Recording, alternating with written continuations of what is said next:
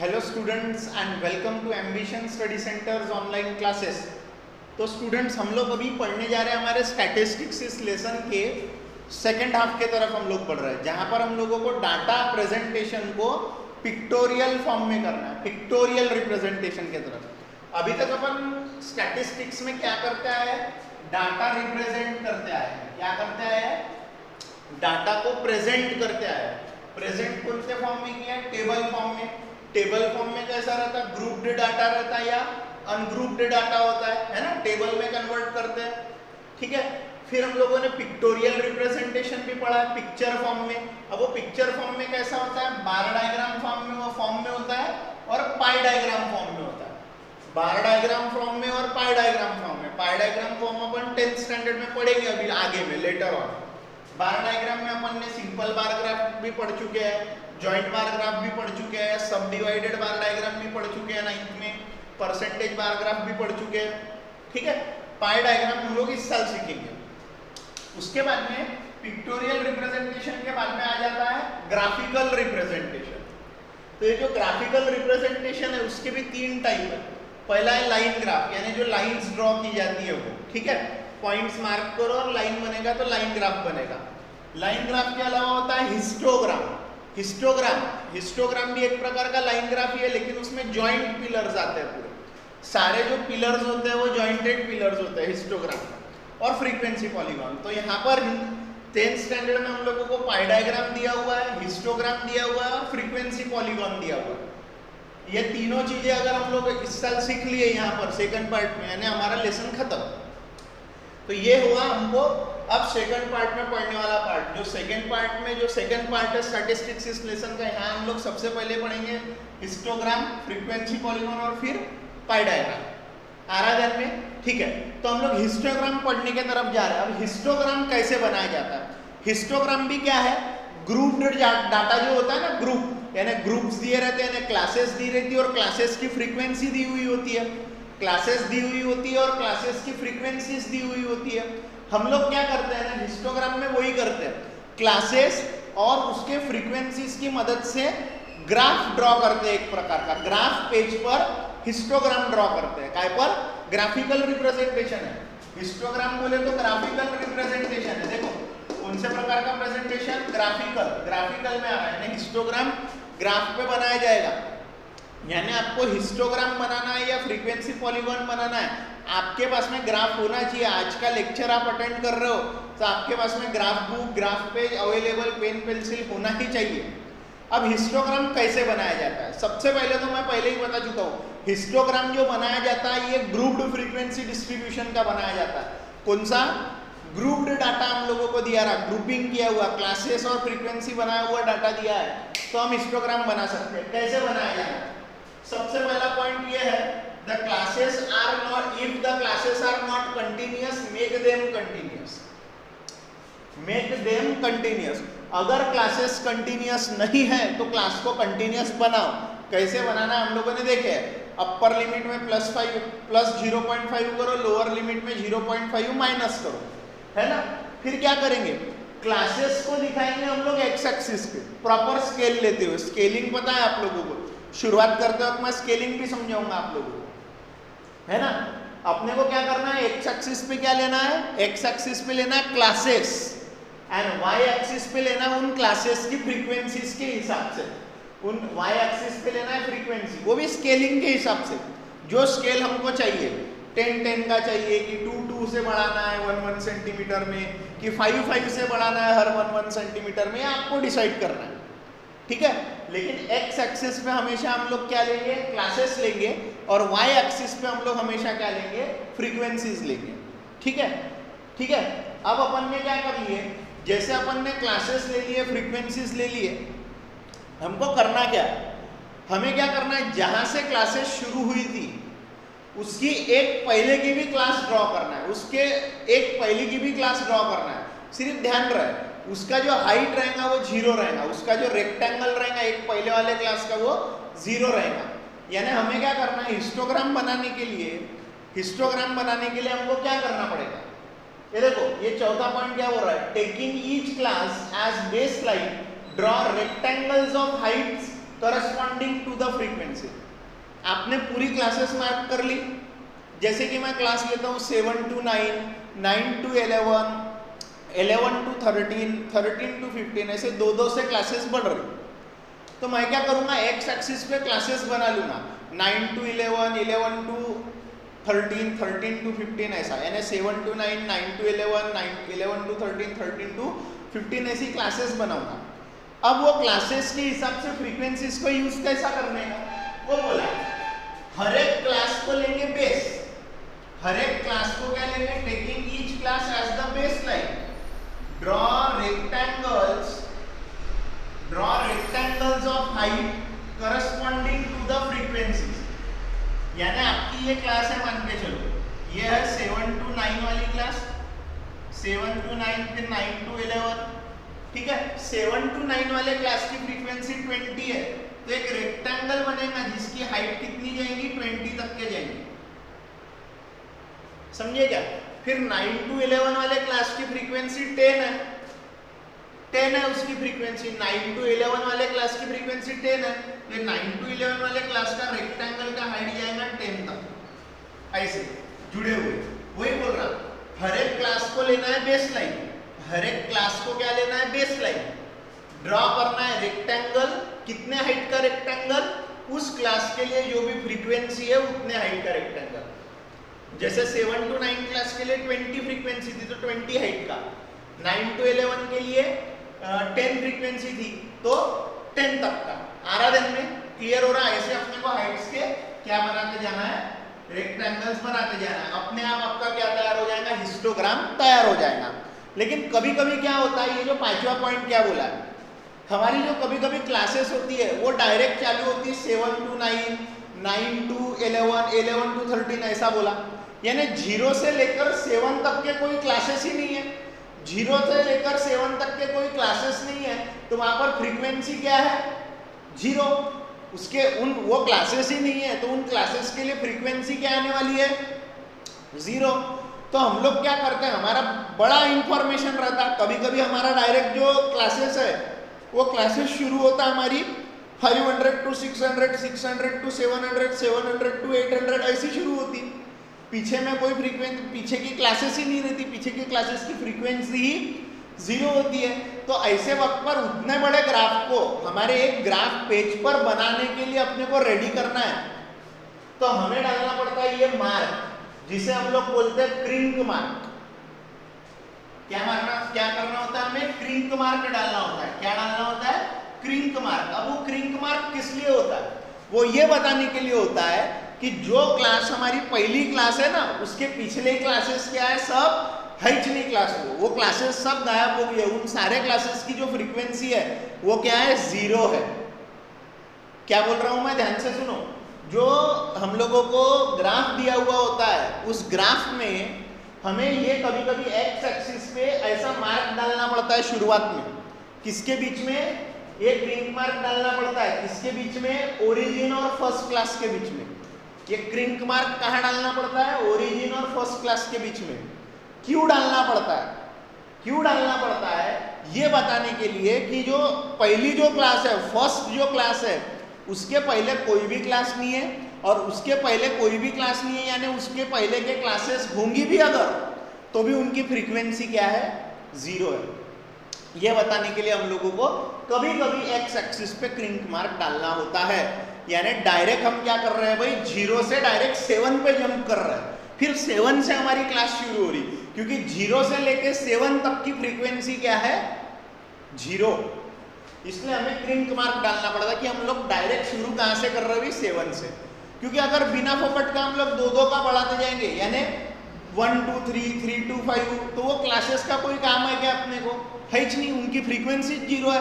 तो direct Crick mark डालो और 7 से स्टार्ट करो।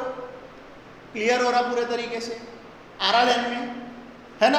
यानी उसके पहले के जितने भी है ओरिजिन तक के सारे कहाँ से शुरू हो रहे हैं, 0 से ही शुरू हो रहे हैं, उनकी फ्रीक्वेंसी 0 है, ऐसा हम लोग बोलते हैं। क्लियर हो रहा पूरे तरीके से, इसलिए क्रिंक मार्क डालते हैं। और जरूरत पड़ने पे क्रिंक मार्क वाई एक्सिस पर भी डाला जाता है, क्योंकि अगर मान के चलो डायरेक्ट फ्रीक्वेंसी 80 से चालू हो रही, तो 0 से डायरेक्ट 80 कराना है तो क्रिंक मार्क डाल दो, क्योंकि 10 बढ़ाते जाएंगे या 20 बढ़ाते जाएंगे तो 80 के बाद में अगर 200 तक के रीडिंग रही तो माएगा क्या ग्राफ पेज पे? नहीं माएगा 20 के हिसाब से। इसलिए हम लोग क्रिंक मार्क डाल देंगे वाई एक्सिस पे भी, जरूरत पड़ती है तो। बोला है वहां पे मैंने, this mark can also be used on the Y axis if needed. जरूरत पड़ती है तो वाई एक्सिस पे भी बनाना पड़ेगा। जब क्वेश्चन सॉल्व करेंगे क्रिंक मार्क ध्यान में आ ही जाएगा तुम्हारे, ठीक है। ये क्यों करते हैं हम लोग क्रिंक मार्क का यूज? क्योंकि बड़े बड़े डाटा को एक ग्राफ पेज पर छोटे साइज में ऑप्टिमम साइज में अपने को ड्रॉ करना है तो हमें ये क्रिंक मार्क का यूज करना पड़ता है, ठीक है। उसके बाद में जब आप स्केलिंग लेते हो तो आपको एक डिवीजन की वैल्यू पता रहने होना, वैल्यू ऑफ वन डिवीजन, या स्केल आपने क्या किया हो, हर 1 सेंटीमीटर में कितने कितने यूनिट्स लिए हो ये लेते आना चाहिए, है ना। हर 1 सेंटीमीटर में 1 यूनिट लिए कि 2 यूनिट लिए कि कितना कितना यूनिट लिए ये आपको मालूम रहने होना, और 1 यूनिट की वैल्यू भी मालूम रहने होना।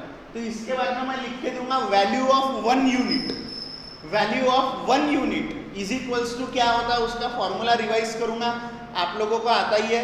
और फिर हम लोग लेंगे एक हिस्टोग्राम का डेमो प्रॉब्लम। ये आपका फ्लो चार्ट समझाने के लिए बताया, पेपर में नहीं आएगा लेकिन बना लेना, ठीक है। हम लोग ये 3 मेन चीज पढ़ने वाले जिसमें अपन पहले हिस्टोग्राम पढ़ रहे हैं, ठीक है।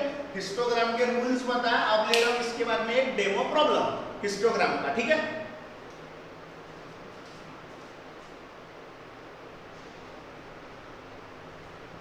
ये देखो स्टूडेंट्स, मैंने बताया था आप लोगों को ग्राफ पेज पे कुछ भी मार्क करना हो तो आपको value of 1 division x axis पे क्या है या फिर वाई एक्सिस पे क्या है ये पता होना चाहिए। एक डिवीजन की वैल्यू, एक सिंगल डिवीजन की वैल्यू, जैसा ग्राफ पेज पे ये ऐसे 10 लाइनें होती है ना,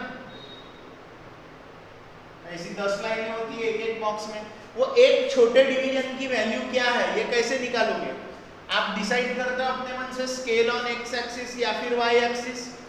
तो अगर अपने को एक डिवीजन की वैल्यू पता करनी है एक्स एक्सिस पे तो स्केल ऑन एक्स एक्सिस जो भी लिए होंगे आपने उसे डिवाइड करना पड़ेगा number of divisions between 1 unit, एक एक यूनिट के बीच में, है ना। यानी एक एक यूनिट के बीच में हर एक यूनिट के बीच में कितने डिविजन्स आ रहे हैं वो देखना पड़ेगा, और उतने डिविजन से जो स्केल लिए है उसको डिवाइड करना पड़ेगा। जैसे कि मैं बोल रहा हूं हर 1 सेंटीमीटर में 20 स्कूटर्स ले, 20 हर 1 सेंटीमीटर में 20 एप्पल्स ले रहा हूं, एप्पल ट्री ले रहा हूं, हर 1 सेंटीमीटर में 20 एप्पल ट्री ले रहा हूं, हर 1 सेंटीमीटर में। यानी स्केल ऑन एक्स एक्सिस क्या है? 20 है scale on x axis, divided by एक यूनिट के बीच में कितने डिवीजन आ रहे हैं, 1 सेंटीमीटर में कितने डिवीजन रहते हैं, 1 सेंटीमीटर में 10 डिवीजन्स, यानी एक यूनिट की वैल्यू है 2 एप्पल ट्रीज, यानी एक डिवीजन की वैल्यू है 2 एप्पल ट्री, यानी एक पॉइंट यानी एक डिवीजन यानी 2 एप्पल ट्री। वही वाई एक्सिस में देखना है तो वाई एक्सिस में सपोज मैंने 1 सेंटीमीटर पे 3 पीपल लिया, 3 पीपल वाई एक्सिस पे लिया हूं मैंने, हर 1 सेंटीमीटर पे 3 पीपल बढ़ते जा रहे हैं, यानी स्केल ऑन वाई एक्सिस क्या है? 3, स्केल ऑन वाई एक्सिस क्या है? 3, और एक सेंटीमीटर में बढ़ रहे थे, 1 सेंटीमीटर में कितने लोग रहे, कितने डिवीजन रहते? 10, यानी ये हो गया 0.3, यानी जो एक छोटा डिवीजन है वाई एक्सिस पर का, हर छोटे डिवीजन का मतलब है 0.3, 0.6, 0.9, 1.2, 1.5 ऐसा। आ रहा ध्यान में? क्लियर हो रहा पूरे तरीके से? आ रहा है ध्यान में? यानी एक डिवीजन की वैल्यू अपन इस पर से निकाल सकते हैं। प्रॉब्लम्स आएंगे तो और अच्छे से अपन देखेंगे, अभी समझने के लिए बता, ये आपको लिख के रखना है, ठीक है। अब मैं ले रहा हूँ हिस्टोग्राम बनाने वाला एक example. The table shows the net asset value per unit of a mutual funds of some companies. कुछ कंपनीज के म्यूचुअल फंड्स के नेट एसेट वैल्यूज एनएवीज दिए हुए हैं और कितने म्यूचुअल फंड्स है वो यहाँ पे दिया हुआ है ना। 8 से 9 रुपए नेट एसेट वैल्यू रहने वाले कितने म्यूचुअल फंड्स है? 20, 10 to 11 वाले 40, 12 to 13 वाले 30, ये ऐसे दिए हुए हैं हम लोगों को कि इतने नेट एसेट वैल्यू वाले कितने कंपनीज के म्यूचुअल फंड है, कौन कितनी कंपनीज के नेट एसेट वैल्यू 8 रुपए से 9 रुपए के बीच में ही है? तो draw the histogram representing the information. Histogram बताना है, यानी हिस्टोग्राम हमें बताएंगा ना कौन से कंपनी किससे कितनी ज्यादा है, कौन सी कंपनी किससे कितनी कम है, वो हिस्टोग्राम बताएगा। तो हिस्टोग्राम का पहला रूल क्या है? क्लासेस कंटिन्यूअस है क्या? नहीं है, तो उसको बनाओ। तो मैं क्या लिखूंगा? The classes are not continuous,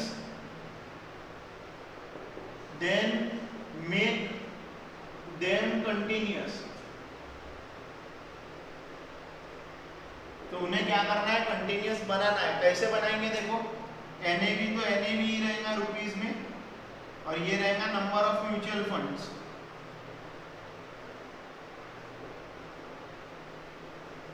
क्या करते रहते हैं हम लोग?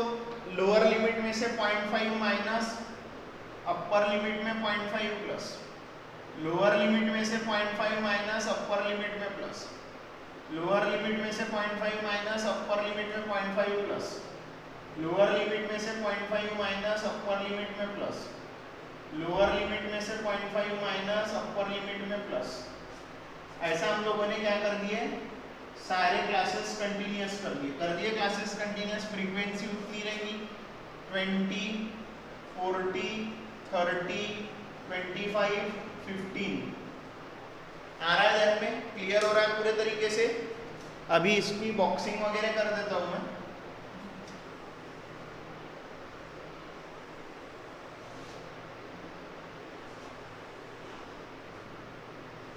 ये अपन ने सारे क्लासेस को कंटिन्यूअस बना दिए।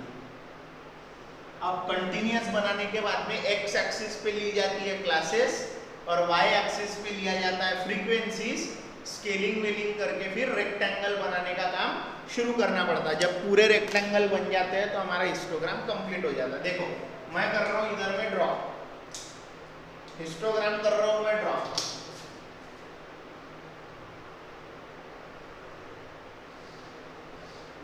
थोड़ा और इधर से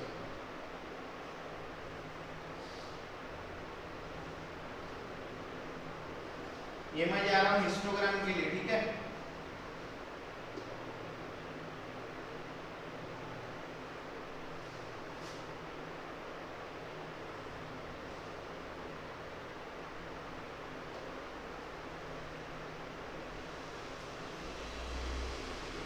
ये हो गया ओरिजिन। ये कौन सी एक्सिस हो गई? X axis. ये कौन सी एक्सिस हो गई? वाई एक्सिस हो गई एक्सिसेस। अब देखो क्लासेस बना रहा हूं। क्लास देखो कहां से शुरू हो रही? डायरेक्ट 7.5 से। तो यानी डायरेक्ट जो पहला सेंटीमीटर पे अपन मार्क कर रहे हैं, जैसे ये 1 सेंटीमीटर पे मार्किंग है पूरी, ये 1 सेंटीमीटर, ये मान के चलो ये मैंने पूरे 1 सेंटीमीटर लिया हुआ, ये पूरे 1 सेंटीमीटर मार्क है। ग्राफ पेज पे रहेगा इसमें 1 सेंटीमीटर का बॉक्स। अब शुरुआत कहां से हो रही? डायरेक्ट 7.5 से।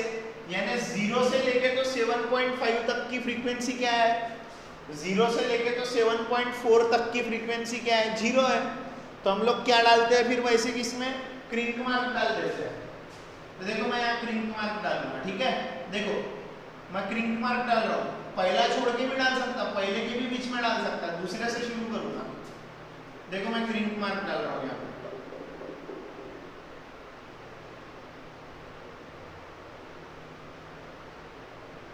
ये आ गया क्रिंक मार्क।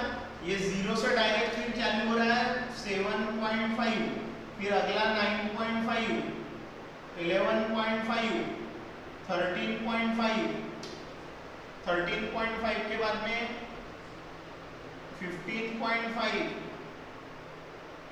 15.5 के बाद में 17.5। ये हो गए पूरे पॉइंट्स, हो गए। यानी क्लासेस बना दिया अपन ने। क्लासेस क्या है? एनएवी है, इन रुपीज।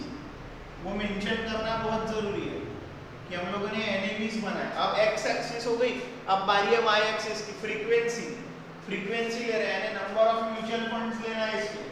क्या लेना है? Number of mutual funds. Mutual funds का नंबर लेना है पूरा, नंबर ऑफ म्यूचुअल फंड्स लेने हैं। अब इधर ध्यान दो, 10, 20, 30, 25, 15 ऐसी वैल्यूज दिख रही। तो आपको जो सुटेबल लगता है वो स्केल लेना है। 10-10 का ले लेते, 10, 20, 30, 40, 50 ऐसा करने के लिए हर 1-1 सेंटीमीटर पे अपन 10-10 लेंगे। जैसा ये मेरा 1-1 सेंटीमीटर, आपके पास में ग्राफ बुक रहेगी तो आप बराबर हर एक 1-1 सेंटीमीटर पे मार्क करोगे। ग्राफ में करना है ये, ठीक है। ये 10, 20, 30, 40, 50, 60, 70, ठीक है। हो गए नंबर ऑफ म्यूचुअल फंड्स भी मार्क, एक एक 1-1 सेंटीमीटर पे। कैसे क्या लियो हो स्केल, ये लिख लो ऊपर में on x axis. X axis पे क्या लियो आपने बताओ, एक्स एक्सिस पे क्या लियो, हर 1-1 सेंटीमीटर पे, हर 1-1 सेंटीमीटर पे एनएवी कितने से बढ़ते जा रही, 2-2 रुपए से बढ़ते जा रही। 2 रुपए बढ़ गए, 2 रुपए बढ़ गए, 2 रुपए बढ़ गए, 2 रुपए बढ़ गए, 2 रुपए बढ़ गए, यानी हर 1-1 सेंटीमीटर पे 1 centimetre is equals to 2 rupees. हर 1-1 सेंटीमीटर पे कितने कितने रुपए बढ़ते जा रहा है, 2-2 रुपीज बढ़ते जा रहा है। ऑन वाई एक्सिस देख लेते, वाई एक्सिस हर 1-1 सेंटीमीटर पे कितने नंबर ऑफ म्यूचुअल फंड्स बढ़ रहे हैं, 10-10 म्यूचुअल फंड्स बढ़ रहे हैं, 10 फंड्स है ना, 10 फंड्स है ना, 10-10 फंड्स बढ़ा दिया मैंने 10-10 फंड्स लिया, ठीक है। पहला 7.5 से लेके तो 9.5, तो ये पहली क्लास हो गई, ये पहले क्लास की बेस लाइन हो गई ये पहले क्लास की बेस लाइन। ये बेस लाइन पे रेक्टेंगल बनाना है जिसकी हाइट कहाँ तक के जाएगी, 20 तक, जिसकी हाइट कहाँ तक के जानी चाहिए, सिर्फ 20 तक जानी चाहिए बराबर। ये होगी मेरी पहली बेस लाइन हो गई। फिर अब 9.5 से 11.5, 9.5 से 11.5 कहाँ तक के, 40, तो ये होगी दूसरी क्लास। 9.5 से 11.5 बेस लाइन कहाँ तक के जाने देना, 40 तक के, तो लो 40 तक के जाने देते।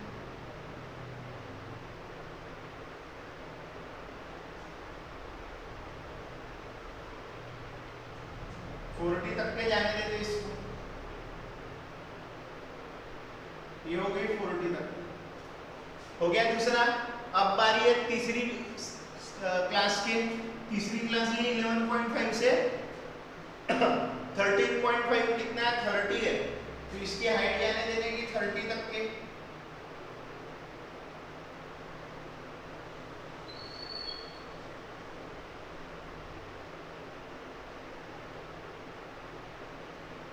ये गई 30 तक की। फिर स्केल कौन सी है, 13.5 से 15.5, 25, 13.5 से 15.5, ये कहाँ तक के जाएगा, 25 तक के।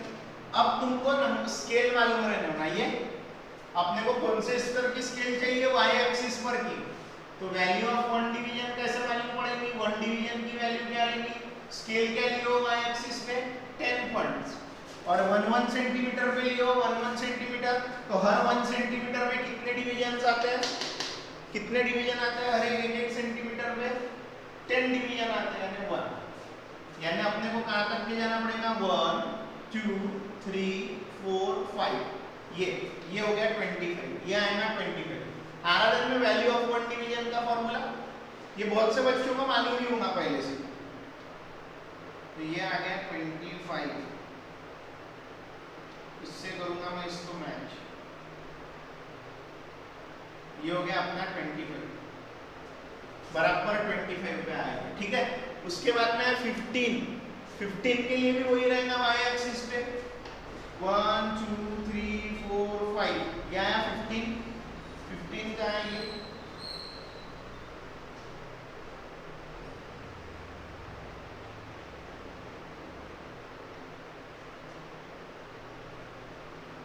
ये हो गया हमारा पूरा हिस्टोग्राम बन गया। यानी पहले हमने क्लासेस कंटिन्यूअस करे, फिर हर क्लास को बेसलाइन बना के फ्रीक्वेंसी के हिसाब से क्या करते थे, फ्रीक्वेंसी के हिसाब से रेक्टेंगल की हाइट बनाते थे, जो फ्रीक्वेंसी है उस क्लास की जो फ्रीक्वेंसी है उसके हिसाब से हाइट बनाते थे। आराधन में कैसा करना है, तो स्केल लिखना जरूरी है, दोनों एक्सिस पे जो करे वो लिखना जरूरी है। क्रिंक मार्क क्यों बताया, डायरेक्ट के क्लासेस यहाँ से शुरू हो रही, यानी 0 की बाद की क्लासेस दी नहीं है ना, इसलिए हमने डायरेक्ट क्या करे, क्रिंक मार्क बनाए। क्लियर हो रहा सभी को ये डेमो प्रॉब्लम? चलो अभी जाएंगे हम लोग एक्सरसाइज क्वेश्चंस पर।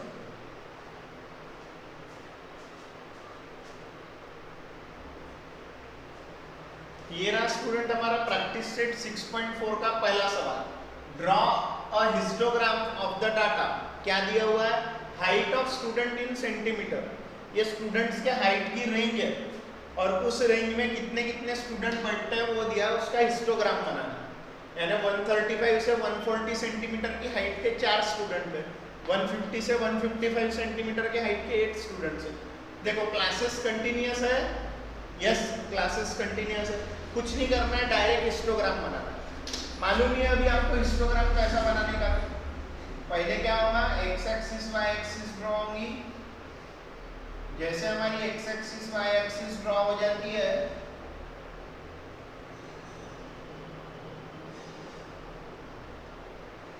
जैसे X axis Y axis draw हो जाती है, ओरिजिन मार्क कर लेंगे, एक्स एक्सिस वाई एक्सिस, ठीक है। अब बारी है क्लासेस की। अब क्लासेस देखो डायरेक्ट 135 से चल रहा है, तो 0 और पहला जो सेंटीमीटर है या जो पहला मार्किंग जहां से आप शुरू कर रहे हो, जहां से आप पहला मार्किंग करना चाह रहे हो, पहला मार्किंग जहां से शुरू करना चाह रहे हो, वहां पर आपको उसके बीच में क्या डालना है, क्रिंक मार्क। छोटा सा भी डालेंगे तो भी होता, सिर्फ ध्यान में क्यों लाना है क्रिंक मार्क, क्यों बता रहे हैं कि भाई 0 से लेके 135 तक की फ्रीक्वेंसी 0 है, 0 से लेके 135 तक की फ्रीक्वेंसी 0 है, कुछ वैल्यू नहीं है उसकी। फिर ये आ जाएगा पहला 135, ये 140, ये 145, ये 150, ये 155 और ये 160, जिसका कोई काम नहीं है, ठीक है, अभी काम नहीं है फिलहाल, ठीक है। ये y एक्सिस, ये x एक्सिस थी, ये क्या थी अपनी हाइट ऑफ स्टूडेंट्स, ये है height of students in centimetre, ठीक है। और यहाँ पर यहाँ क्या लेना है हमको, number of students, number of students,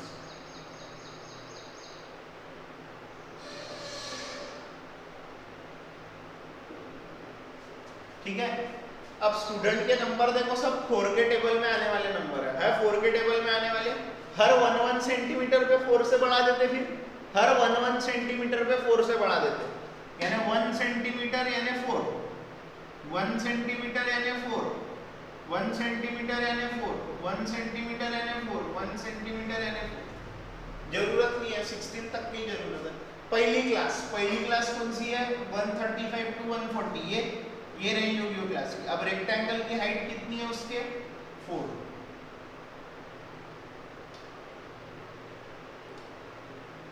है उसके रेक्टेंगल की। एक चीज का खास तौर पे तुम लोगों को ध्यान रखना है,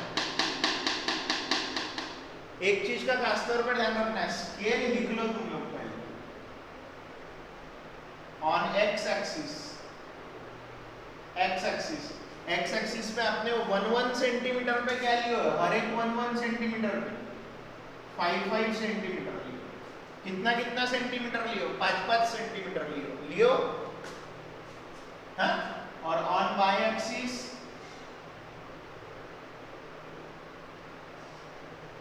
1 सेंटीमीटर इक्वल टू हर एक 1 सेंटीमीटर में कितने स्टूडेंट है, 4 स्टूडेंट्स।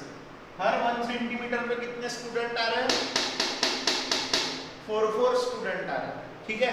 उसके बाद में 140 से 145, 140 से तो 145 की स्केल कितने हैं, 12 स्टूडेंट है, ये देखो।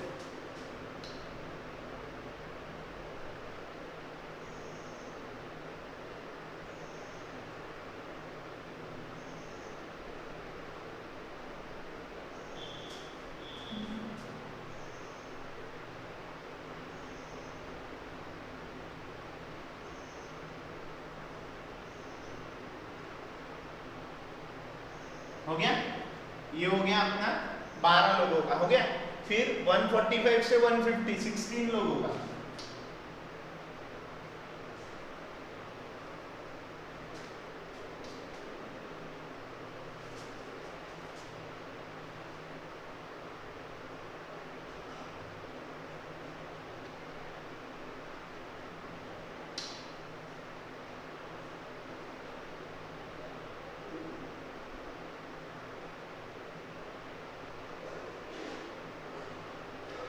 फिर है 150 से 155, 150 से 155 का है 8,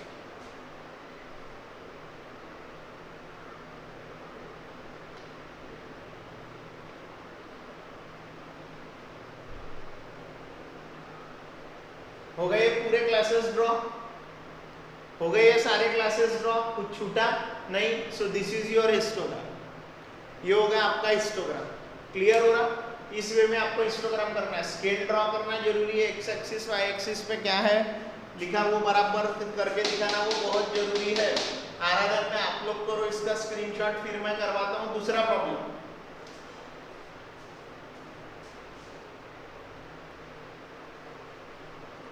So student, ये रहा हमारा question number 2। The table below shows the yield of jowar per acre. Show the data by histogram. Histogram में yield of ज्वार को हमको हिस्टोग्राम में बताना है। yield per acre को किसके? ज्वार के। ज्वार पता है ना आप लोगों को? क्लासेस कंटिन्यूअस है क्या? नहीं, तो उसको कंटिन्यूअस बनाना पड़ेगा। The classes are not continuous. Make them continuous.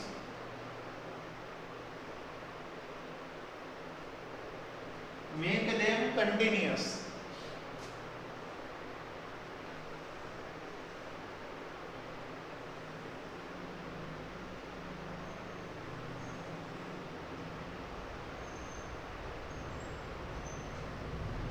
इसको अपन थोड़ा सा क्या करते हैं, वर्टिकल वे में लेते हैं, ठीक है? वर्टिकल ये लेते हैं, ठीक है? यील्ड पर एकड़ जो है, अब ये जो इसमें 3 कॉलम आएंगे ना, 3 कॉलमों को अपने को बनाना पड़ेगा।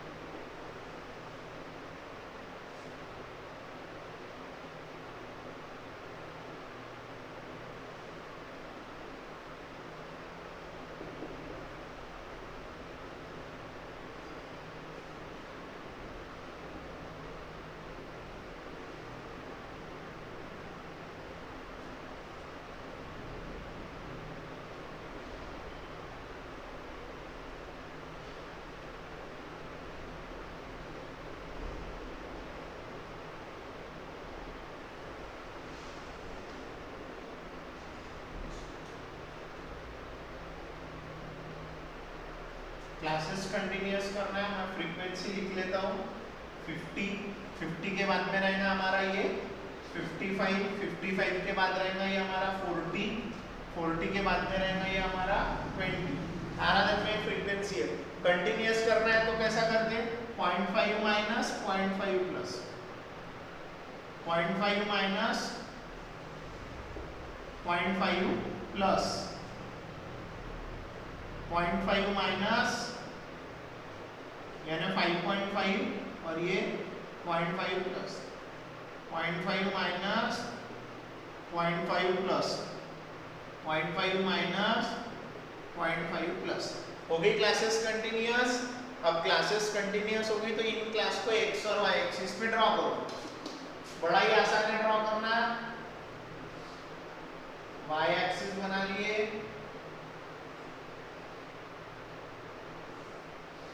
ये बन गई एक्स एक्सिस, 0 एक्स एक्सिस आ रहा है इधर में सभी के, ये है वाई एक्सिस, ये हो गया, ठीक है? चलो फटाफट फटाफट करना है, ठीक है?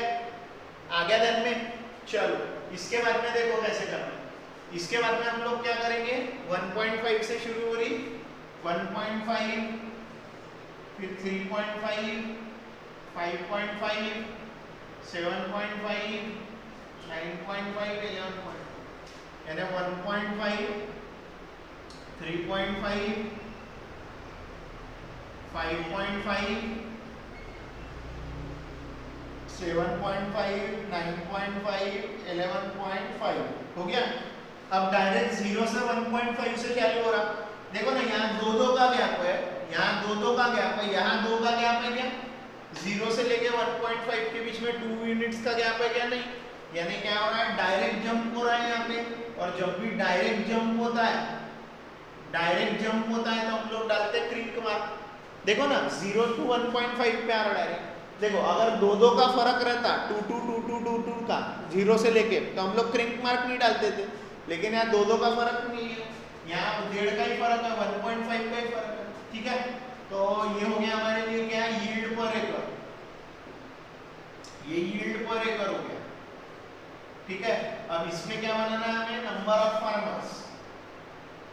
नंबर ऑफ फार्मर्स में जो नंबर है, नंबर ऑफ फार्मर्स में जो नंबर है वो कौन सा है, 30, 50 ऐसा नंबर है ना। तो देखो अगर हम लोग 10 का बढ़ाते हैं तो अच्छा हो जाता, 10 का 1 सेंटीमीटर पे 10, 20, 30, 40, 50, 60। ठीक है, मार्किंग चालू करो। पहली क्लास है 1.5 से 3.5, उसका 30 है।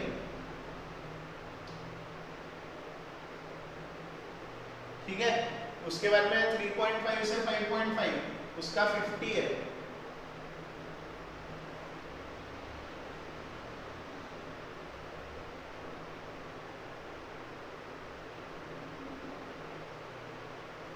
फिर है 5.5 से 7.5, कितना है 55। 5.5 से 7.5 55, 55 कहाँ रहेगा बीच में, ये इन दोनों के, ये 55 रहेगा। आप लोग ग्राफ पेज पे बनाओगे तो परफेक्ट लेकर के बनाना है, ग्राफ पे बनाओगे तो परफेक्ट गिन के बनाना है, ग्राफ में बनाओगे तो परफेक्ट गिन के बनाना है। 7.5 से 9.5 यानी 40, 7.5 से 9.5 यानी 40,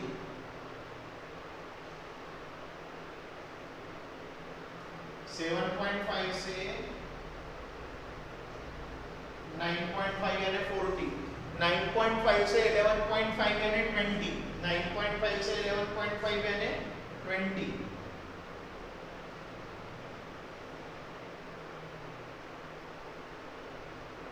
ये हो गया हमारा हिस्टोग्राम। स्केल लिखने की रह गई थी, वो जरूरी है।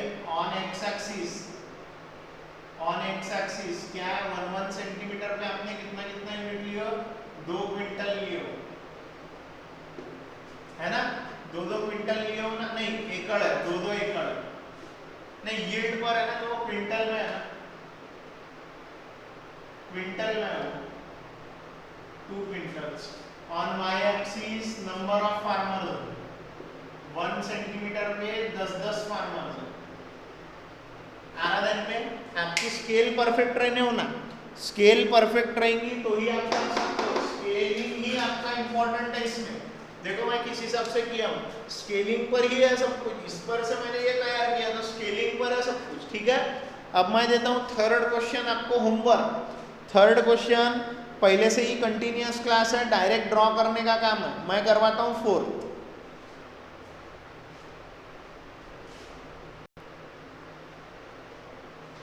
ये देखो स्टूडेंट्स, हम लोगों ने ये सॉल्व किया है, क्वेश्चन नंबर 4 सॉल्व करने जा रहा हूँ मैं। देखो क्या बोल रहा है, time allotted for preparation of an exam by some students is shown in the table. कि भाई वो स्टूडेंट्स ने कितना कितना समय लिया एग्जाम्स में प्रिपेयर करने के लिए, कि एग्जाम देनी थी उनको, तो उनको उस एग्जाम में तैयार होने के लिए स्टूडेंट ने कितना कितना टाइम लिया। 60 से 80 मिनट में तैयार हो गए वो एग्जाम के लिए, ऐसे 14 स्टूडेंट थे। 80 से 100 मिनट में तैयार हो गए, ऐसे 20 स्टूडेंट थे। 140 से 160 में तैयार हो गया, 140 से 160 मिनट्स लेने वाले 16 स्टूडेंट्स थे। तो उसको हिस्टोग्राम में शो करो। क्या करना पड़ेगा हिस्टोग्राम में शो करने के लिए? चलो मैंने देखो क्या कर लिया, एक्स एक्सिस वाई एक्सिस बनाया। देखो मेरी स्केल डायरेक्ट जंप ले रही है, 0 के बाद में डायरेक्ट कहाँ जा रही है, 60 पे। तो मैंने क्या कर दिया, क्रिंक मार्क डाल दिया 60 to 80। तो पहले क्लास के लिए 14 है, कहाँ आ रहा 14 ये,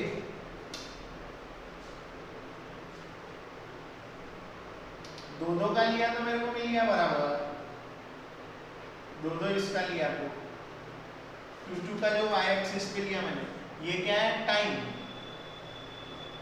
इन मिनट्स, और ये है नंबर ऑफ स्टूडेंट्स।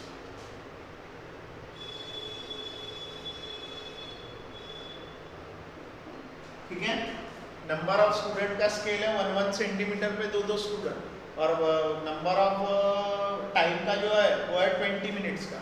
फिर 80 से 100 मिनट लेने वाले 20 स्टूडेंट हैं, 80 से ये लेने वाले।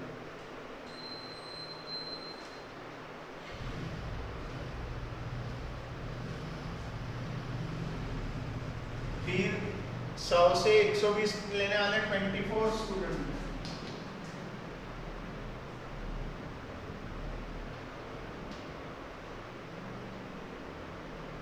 आप लोगों के पास में स्केल होती है, आप लोग परफेक्टली बनाएंगे और सारा ये ग्राफ पेज पे करना है। और फिर 120 से लेके तो 140 मिनट्स लेने वाले 22 स्टूडेंट्स होंगे।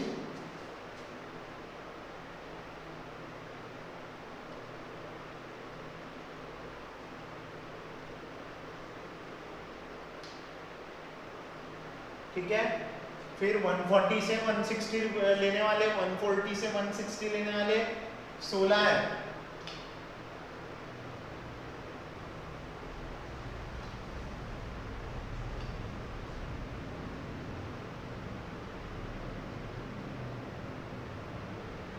ठीक है, पैरेलल में क्लियर हो रहा पूरे तरीके से बना लिए। कैसे बनाना, हिस्टोग्राम ध्यान में आ गया होगा बराबर। जहाँ जरूरी है वहाँ क्रिंक मार्क, जहाँ जरूरी है वहाँ पर स्केल वेल देना बहुत जरूरी है। थर्ड क्वेश्चन आपको होमवर्क में दिया हूँ, ठीक है। और ध्यान रहे एक्सरसाइज के अलावा प्रॉब्लम सेट में भी जितने क्वेश्चन है ट्राई इट योरसेल्फ, बहुत इजी है। अब इसके बाद में हमें पढ़ना है फ्रीक्वेंसी पॉलीगॉन बनाना। क्या बनाना पड़ना है, फ्रीक्वेंसी पॉलीगॉन बनाना पड़ना है। फ्रीक्वेंसी पॉलीगॉन बनाने की जो दो मेथड दी हुई है, एक यूजिंग हिस्टोग्राम है, एक मेथड जो दी है वो यूजिंग हिस्टोग्राम वाली मेथड है, और दूसरी मेथड जो दी हुई है वो विदाउट यूजिंग हिस्टोग्राम। ठीक है, इसके बाद में हमें बनाना सीखना है फ्रीक्वेंसी पॉलीगॉन।